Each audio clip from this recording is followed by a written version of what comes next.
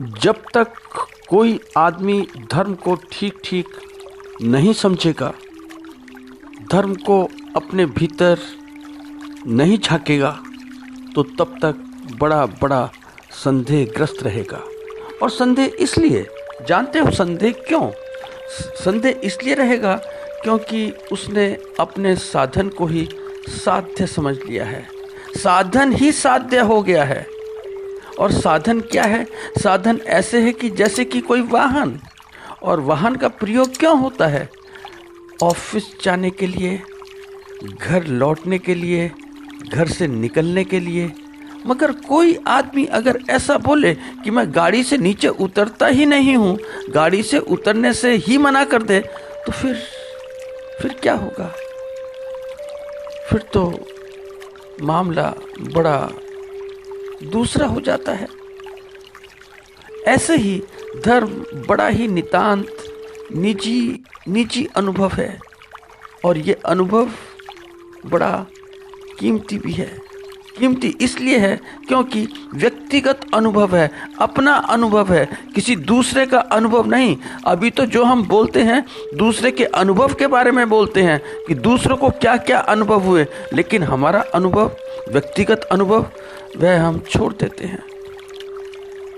तो व्यक्तिगत अगर अनुभव ना हुआ हो, तो जिस भी जातक को, जिस भी आदमी को अपना व्यक्तिगत अनुभव ना हुआ हो, तो उसके लिए फिर धर्म बेकार है, बिल्कुल बेकार।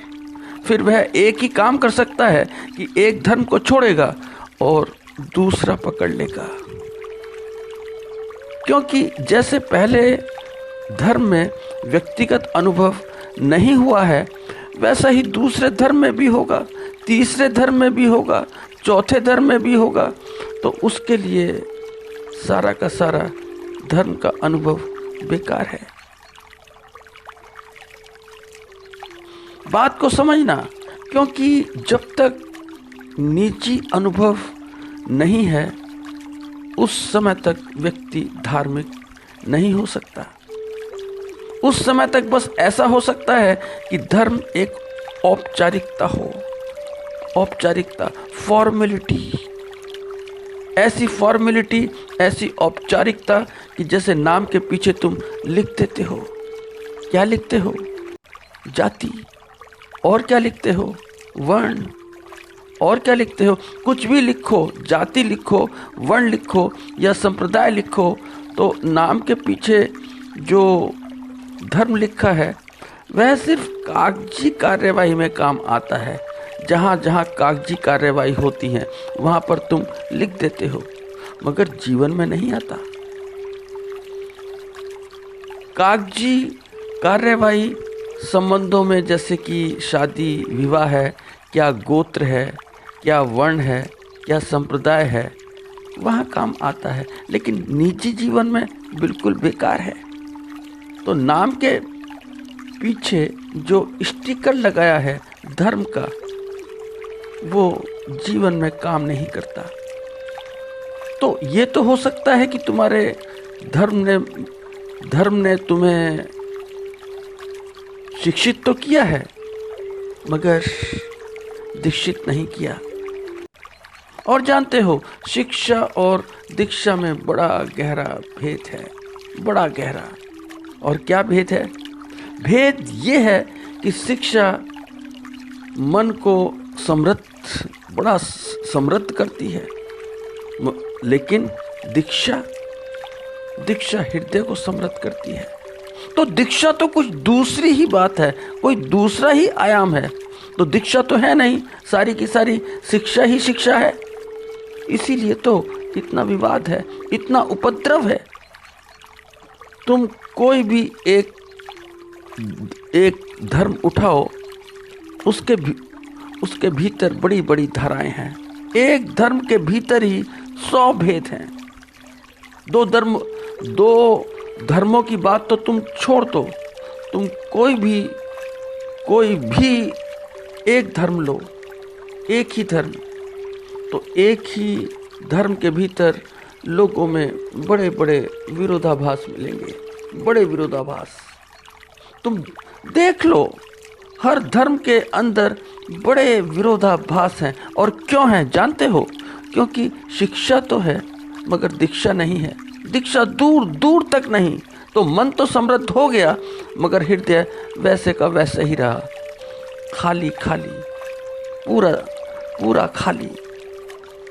और मन के समृद्ध होने का अर्थ क्या है? अर्थ ये है कि भीड़ है, बड़ी भीड़ है।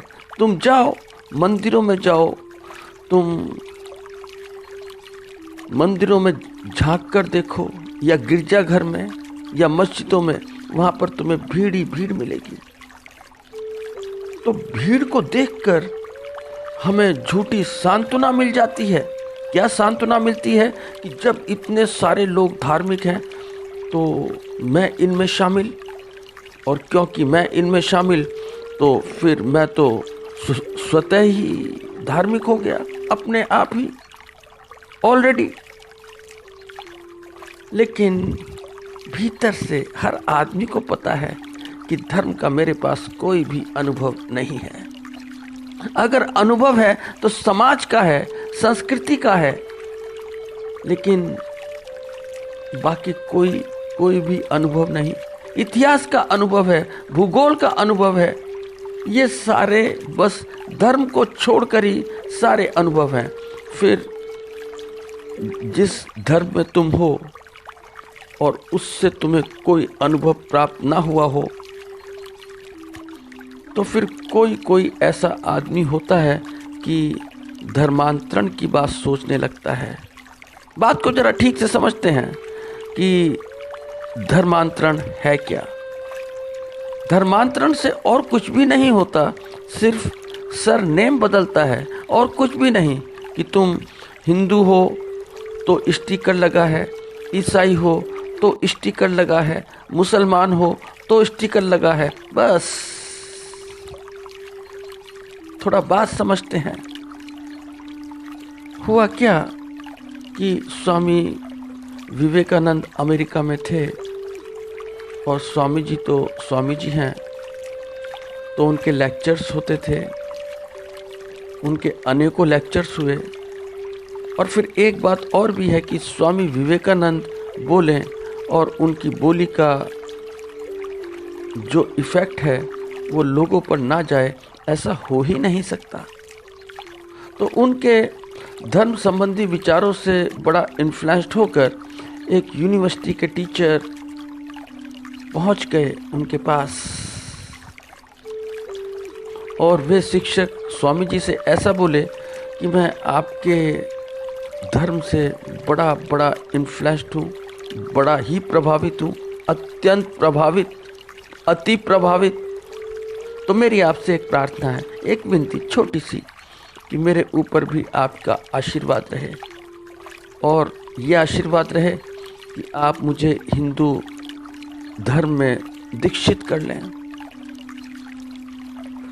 तो स्वामी जी मुस्कुराए और बोले कि मैं तो धर्म का प्रचारक हूँ, चाहे वो कोई भी धर्म हो, मगर जो धर्म परिवर्तन है मैं उसके बारे में कुछ नहीं बोल सकता, उसका प्रचारक मैं नहीं। मैं अमेरिका में इसलिए नहीं आया हूँ कि धर्मांतरण हो, और मेरा यह सुस्पष्ट संदेश भी है, और वो भी जो अमेरिकी लोग बाग हैं जो धर्म का प्रचार करते हैं, उनके लिए कि वे ये अपना अभियान बिल्कुल बंद कर दें। क्या रखा है धर्म परिवर्तन में? कुछ भी तो नहीं है। तो अभियान बंद होना चाहिए, क्योंकि हर एक धर्म एक ही संदेश देता है कि हम अच्छे मानव बने, अच्छे इंसान बने।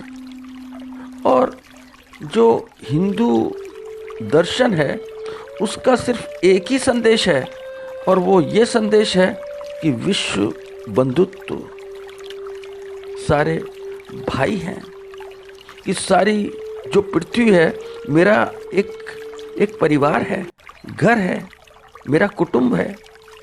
मानवता से बड़ा और धर्म भला क्या हो सकता है। फिर स्वामी जी बोले कि तुम अपने ही धर्म में रहो, धर्मांतरण ना करो। बस ये ध्यान रखो कि तुम अच्छे आदमी हो या नहीं हो, अच्छे इंसान, अच्छे आदमी, यही मेरा शाश्वत संदेश है। तो वो अमेरिकी शिक्षक स्वामी जी के विचारों से इतना अभिभूत हुआ कि नतमस्तक हो गया। तो कहने का मतलब बस एक ही है कि जब तक तुम्हें उस शाश्वत का, उस अस्तित्व का, उस निराकार का, उस आकार का एक्सपीरियंस नहीं होता है, तो तब तक तुम धार्मिक नहीं हो सकते हो। शिफ्टिंग कर सकते हो, उसके लिए तुम स्वतंत्र हो कि एक धर्म में हो तो दूसरा अपना लो, फिर तीसरा अपना लो, फिर चौथा अपना लो। बात सिर्फ छोटी सी है, बड़ी छोटी सी, कि तुम्हें अपनी शाश्वतता का निजी अनुभव है या नहीं है। बस अनुभव ही तो महत्वपूर्ण है, बाकी और कुछ भी नहीं।